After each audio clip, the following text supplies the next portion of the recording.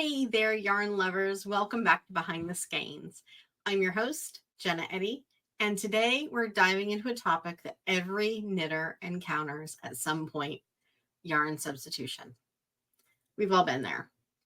You found the perfect pattern, you're excited, you're ready to cast on, then you realize the recommended yarn is out of stock, way out of budget, or impossible to find where you're living.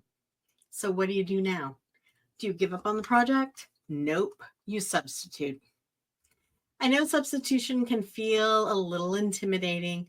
Will the fabric still drape the same way, or will the fit be off? What about the stitch definition? Don't worry. In today's episode, we're breaking it all down so you can confidently swap yarns without ruining your project, match fiber, weight, and yardage like a pro. Understand how different yarns affect drape and texture, and avoid the most common yarn substitution mistakes. By the end of this episode, you'll be ready to switch things up with ease. So grab your favorite drink, get comfy, and let's talk about how to substitute yarn without sacrificing quality. Welcome to Behind the Skeins, the podcast where fiber, creativity, and business come together. Whether you're a passionate knitter, a hand-dyed yarn lover, or dreaming of running your own creative business, you're in the right place. Join your host, Jenna Eddy, owner and head dyer of Southern Skeins, as we pull back the curtain on the world of indie yarn dyeing, share behind-the-scenes stories from the studio, and dive into tips, tricks, and insights to fuel your knitting and fiber journey. Ready to unravel the magic behind the skeins? Let's get started. So there are lots of reasons you might need or want to substitute yarn for a project. For me, if something's in the sock yarn weight, unless I'm making socks, I'm generally going to substitute out for a thicker yarn. I'm generally going to go for a DK. So what are some of the reasons out there? Might be budget-friendly alternatives. The recommended yarn might be gorgeous, but not everybody wants to spend $30 or $40 a skein of yarn. Local availability. Maybe that yarn brand isn't sold in your area and you prefer to support local shops, or maybe the big box store that we all know of that's closing. Maybe that was your only outlet and there's no other yarn available and you have to find a substitution. Fiber preferences. Maybe you're allergic to wool. You prefer plant-based fibers. Swapping yarns can make a project more wearable for you and more in line with your values. Creative flexibility. Sometimes you just want to try something different. Maybe you want more drape, a different texture, or a unique colorway. Whatever the reason, yarn substitution is a skill every knitter should have. Let's get into the step-by-step process of swapping yarn successfully. So, what are we going to do first? We're going to match the yarn weight. First rule of substitution. Match the weight of the original yarn, except if you're me and you're swapping sock for DK. Using the wrong weight can completely change the size, the drape, and the feel of your project. Here's a quick refresher on yarn weights. Lace weight, 8 stitches per inch. Delicate shawls, lace work. Fingering sock weight, 7 to 8 stitches per inch. Lightweight sweaters, socks, and shawls. Sport DK, 5.5 to 6.5 stitches per inch. Baby clothes, lightweight sweaters.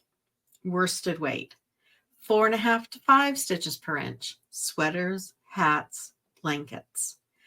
Bulky yarn, 3 to 4 stitches per inch. Quick cowls, heavy scarves, amazing hats. Super bulky, 1 to 2.5 stitches per inch. Quickest knit ever. Oversized knits, oversized, wonderful thick hats, home decor. So you always want to make sure you check the pattern's gauge and you compare it to your yarn label. Even with the same weight category, yarn thicknesses can vary. Happens on sock yarns all the time. Some sock yarns are 400 yards for 100 gram skein. Some can be 463. 2 different lengths there, 2 different thicknesses, because one is probably spun a little bit tighter. You want to compare your fiber content. as much as you are with your yarn weight. Different fibers behave differently in a finished garment. Wool. It's going to be warm, elastic, holds its shape well, great for sweaters and accessories. Cotton, breathable but lacks stretch. Best for summer projects. Alpaca, soft, warm, drapey, but can stretch. Ideal for coziness of wraps and hats. Keep in mind, alpaca is warmer than wool. Silk, luxurious, smooth, drapey, beautiful sheen. Great for elegant shawls. It also, if 100%, will come with a price tag. Maybe mix it with some wool.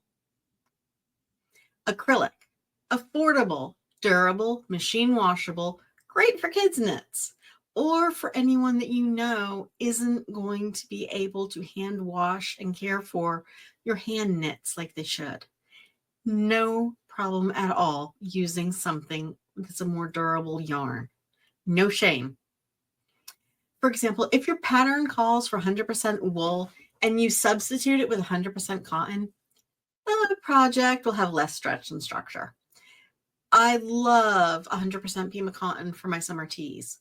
I also know that my summer tees are going to be a little bit heavier. They're going to hang a little bit more, and they're not going to have the elasticity in them. But I'm trading that for coolness and the breezy comfort being in the Florida humidity. Great idea for your summer knits, but maybe not for fitted sweater. If you're making a big fiber change, please, please, please swatch and block just to see how it behaves. Doesn't take you any time at all to knit up a really quick fiber swatch. A really quick little swatch. That's all. Just take a couple of minutes, knit yourself up one, and just make sure of how it's going to behave. Another thing to consider is yardage, and not just the number of skeins needed. This is where a lot of people go wrong. You can't swap skein for skein. You have to check the yardage. Let's say your pattern recommends 5 skeins of yarn with 100 yards each at 500 yards total. But your substitute yarn is 200 yards per skein. In that case, you'd only need 3 skeins to cover the pattern's requirements. Always buy a little extra. It's better to have left over than to run out mid-project. Also, you want to make sure you get the same color lot if you buy it at the same time. Remember my story earlier about sock yarn? Easily between 2-ply and 4-ply with sock yarn, I have seen differences between 300, 400 yards all the way up to the 436 yards per 100 gram skein. Don't just blindly swap it out. Check your gauge, please. I'm normally not a big gauge swatcher. I'm really not. I hardly ever swatch, gauge, but do it. You need to. It's better to do a quick little gauge swatch like that and then use them as coasters later if you want to. You don't know how many times I have swatched something and then I have set it down and used it as a coaster otherwise to keep a water ring off my table. Okay? Even if your yarn matches weight and fiber, your tension may be different. Okay? That's why knitting a gauge swatch is non-negotiable if you are going to be switching yarns from the recommendation. Trust me on this one. You could end up with too few stitches per inch. Go down a needle size. If you have too many stitches per inch, go up a needle size. Easy peasy. This is especially important for garments.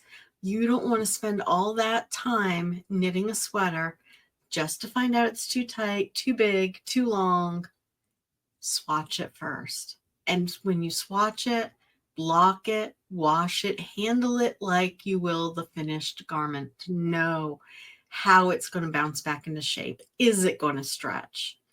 That way you can make the best garment you can. If you're like me and you're a slow knitter and you love slow knitting, you do not want to have to frog back and rip out all of a project because you ended up with the wrong gauge and now your sweater doesn't fit.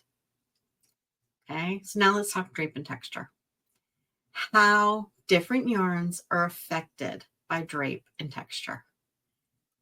Does the original yarn have a fuzzy halo or is it smooth with a tight twist? Does the pattern require crisp, stiff stitch definition? Will your yarn substitute make the project feel stiff or too floppy? For example, replacing a crisp 4-ply cotton with a soft single-ply alpaca will result in a drapier, looser fabric. Great for shawls? Sure. Great for a structured sweater? Not so much. When in doubt, look at finished projects on Ravelry. See how other knitters' yarn choices have affected the outcome. Okay, let's talk now a little bit about color and dye lot considerations. Colors can completely change the look of a pattern. If you're substituting, pay attention to dye lots. If you're buying an acrylic yarn, you should have a lot easier time with getting all the same dye lot, or at least closer to it, because the dye is manufactured in such a huge quantity and it's in the yarn as they're making the acrylic yarn. You're going to have a much easier time with that. But if you're like me and you love hand-dyed yarns, make sure you buy enough for your entire project, because hand-dyed yarns can get a little tricky. We try our best to match skeins, but you know, mistakes do happen, and we can't always guarantee that if you come back later, we'll get the same dye lot for you. Hand-dyed yarns, they can vary even with the same colorway. Alternate skeins every few rows to blend the colors seamlessly.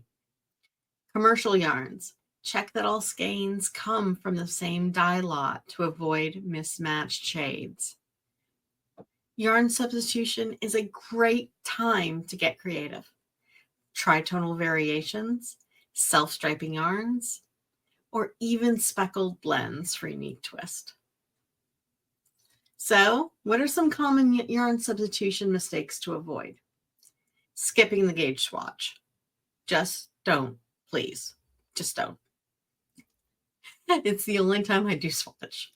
Ignoring the fiber's properties. Cotton does not behave like wool. Know the difference in your fibers. And underestimating your yardage. Always check total yardage before buying. And that's a wrap. Now that you know how to swap yarns like a pro, you can make any project work for you. If you loved today's episode, subscribe so you never miss another update. And come say hi to us on Instagram, Facebook, and YouTube. I would love to see the yarn substitutions you've made. Until next time, keep knitting, keep creating, and keep making it your own.